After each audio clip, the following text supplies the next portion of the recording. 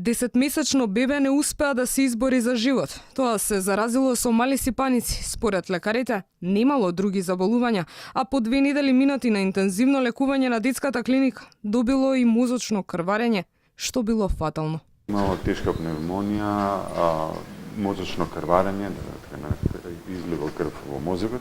И оно што сакам да потенцирам во оваа прилика, уште еднаш да апелираме дека малите сипаници навистина се сериозно заболување. Значи, тие представуваат повеќе системско заболување, не е лесно заболување, може да ги нападнат сите, буквално сите органски системи. 16-годишно девојче заразено со мали сипаници се уште се бори за да преживее на инфективната клиника. Околу 2 недели е на апарати за дишење. Во оваа клиника во тешка состојба се 6 мина.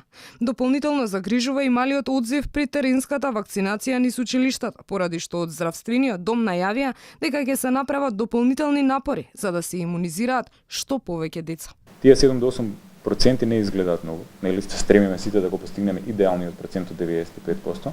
Меѓутоа, ако во првата теренска вакцинација вакцинираме 8%, сега во втората вакцинација вакцинираме 8%, тоа значи дека ќе треба да направиме наместо една вакцинација во која што ќе вакцинираме 95% од сите деца, можеби повеќе теренски вакцинации, за да ги убедиме родителите во безбедноста на вакцините. Малите сипаници непрекинато се шират. Само минатата недела има регистрирано 110 ново заболени. Од 1000 деца до 1 година, секое 9 се заразило со мали сипаници. Невакцинираните деца, чии број изнесува околу 20.000, нема да се запишуваат во училиште.